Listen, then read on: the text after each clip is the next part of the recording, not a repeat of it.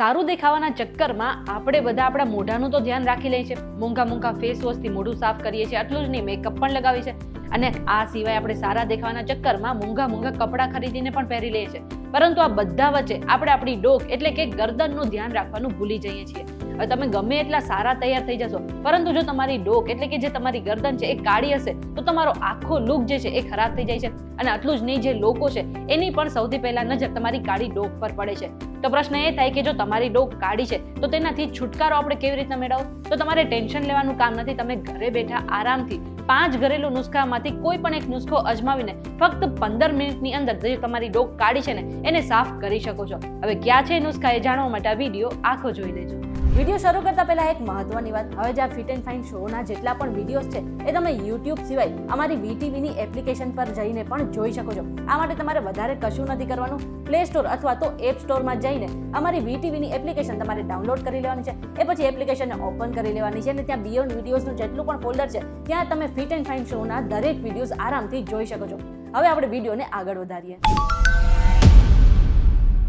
તમે આવી ગયા છો VTV ડિજિટલ પર ને મારું નામ છે મેઘા. હવે ખાસ કરીને ગરમી, તડકો અને પરસેવા અને આ સિવાય ડેડ સ્કિન સેલ્સ અને આટલું જ નહીં, જો તમે તમારા ડોકનું સારી રીતના સાફ સફાઈ નથી કરતા ને તો તમારી જે ડોક છે કાળી પડી શકે છે, તમારા ગરદનમાં કાળાશ આવી શકે છે. હવે તેનાથી છુટકારો મેળવવા માટે ઘણા લોકો મોંઘી જે બ્યુટી પ્રોડક્ટ્સ છે તેનો ઉપયોગ કરતા હોય છે, પરંતુ આ બધું તમારે કરવાનું કામ નથી. તમે થોડા ઘરેલું નુસ્ખા અજમાવવાના છે અને તમારી જે ડોકની કાળાશ છે ને એ તમે ચપટી વગાડીને દૂર કરી શકો છો. આ નુસ્ખામાંથી પહેલો નુસ્ખો છે એલોવેરા અને લીંબુ. હવે સામાન્ય રીતે એલોવેરા આપણી સ્કિન માટે ખૂબ સારું માનવામાં આવે છે અને લીંબુમાં કુદરતી રીતે બ્લીચિંગનો ગુણધર્મ હોય છે. હવે આ બંનેને મિક્સ કરીને તમે ગરદન પર લગાવશો ને તો ગરદનની કાળાશ તમે 15 મિનિટની અંદર દૂર કરી શકો છો. તો પ્રશ્ન એ થાય કે આ બંનેને મિક્સ કરીને ગરદન પર લગાવવું કેવી રીતે? તો તમારે 1 ચમચી એલોવેરા જેલ લેવાનું છે, તેમાં થોડા લીંબુના રસના ટીપા ઉમેરવાના છે અને જે પેસ્ટ બને છે તેને 15 મિનિટ સુધી તમારી ગરદન પર તમારે રહેવા દેવાની છે અને પછી હળવા હાથેથી તમારે માલિશ કરી લેવાની છે.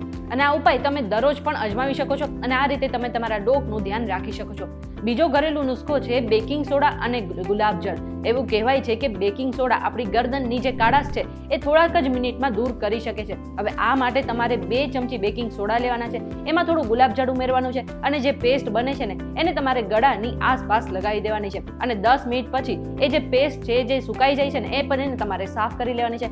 આટલું કરશો એટલે થોડા જ દિવસોમાં તમને જે ગળાની કાળાશ છે એ દૂર થતી દેખાશે અને તુરંત જ તમને રિઝલ્ટ પણ મળી જશે. ત્રીજો નુસ્ખો છે દહીં અને હળદર. એવું કહેવાય છે કે જે દહીં છે એમાં લેક્ટિક એસિડ હોય છે, તે આપણી ત્વચાને સ્વચ્છ અને નરમ બનાવે છે અને તેની સામે જે હળદર છે એ આપણી ત્વચાને સાફ અને સુંદર બનાવે છે. હવે આ બંનેને મિક્સ કરીને તમે ગરદન પર લગાવી શકો છો. આ માટે તમારે 1/2 ચમચી હળદર લેવાની છે અને 2 ચમચી દહીં લેવાનું છે અને જે પેસ્ટ બને છે એને તમારે ગરદન પર લગાવવાની છે અને 20 મિનિટ સુધી તમારે ગરદન પર રાખી મૂકવાની છે અને પેસ્ટ સુકાઈ જાય ને એ પછી તમારે ગરમ પાણીથી તેને ધોઈ નાખવાનું છે અને આ નુસ્ખો અજમાવીને તમે તમારી ગરદનની કાળાશને દૂર કરી શકો છો. અને ચોથો નુસ્ખો છે ચણાનો લોટ, દૂધ અને મધ. હવે આની પેસ્ટ બનાવવા માટે તમારે 2 ચમચી ચણાનો લોટ લેવાનો છે, તેમાં થોડું દૂધ મિક્સ કરવાનું છે અને 1 ચમચી મધ મિક્સ કરવાનું છે. હવે આ જે પેસ્ટ બને છે એને તમારે ગરદન પર લગાવવાની છે અને 15 મિનિટ રાખ્યા પછી તમારે હુંફાળા પાણીથી તેને સાફ કરી લેવાની છે. એવું કહેવાય છે કે ચણાનો લોટ ત્વચાને એક્સફોલિએટ કરે છે અને દૂધ આપણી ત્વચાને મોઇશ્ચરાઇઝ કરે છે અને મધ જે છે એ કુદરતી ચમક લાવવામાં મદદ કરે છે. એટલે આ નુસ્ખાનો તમે નિયમિતપણે પણ ઉપયોગ કરી શકો છો. છેલ્લો અને પાંચમો નુસ્ખો છે બટાકાનો રસ. એવું કહેવાય છે કે બટાકું જે છે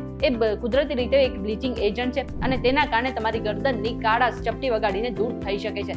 આ માટે તમારે એક કાચું બટાકું લેવાનું છે, તમારે તેને છીણી લેવાનું છે અને તેમાંથી જે રસ નીકળે છે એને ગરદન પર લગાવવાનો છે અને 15 મિનિટ સુધી મસાજ કર્યા પછી તમારે તેને હુંફાળા પાણીથી સાફ કરી લેવાનું છે. હવે અત્યારે જેટલા પણ મેં તમને નુસ્ખા કીધા છે ને એ તમે આખા અઠવાડિયામાં 3 થી 4 વખત અજમાવી શકો છો. આટલું જ નહીં, તમે જ્યારે પણ નહાવા જાવ છો, સ્નાન કરવા જાવ છો ત્યારે ખાસ કરીને તમારી ડોકને સારી રીતે સ્ક્રબ કરો અને બહાર આવીને તમારી ડોક પર મોઇશ્ચરાઇઝર પણ લગાવવાનું છે. અને આ રીતે જો તમે તમારી ડોકનું ધ્યાન રાખશો ને તો તમારી જે ડોક છે એ ક્યારેય પણ કાળી નહીં પડે. આ બધી જ માહિતી અમે રિસર્ચ દ્વારા એકઠી કરી છે અને કોઈ પણ સ્વાસ્થ્ય સંબંધિત સલાહ માટે તમારે ડોક્ટરની સલાહ ચોક્કસથી લેવી જોઈએ. આ વિડીયો તમને કેવો લાગ્યો કમેન્ટ કરીને જરૂરથી જણાવી દેજો અને આવા જ વિડીયોઝ જોવા માટે અમારી ચેનલ સાથે જોડાયેલા રહેજો.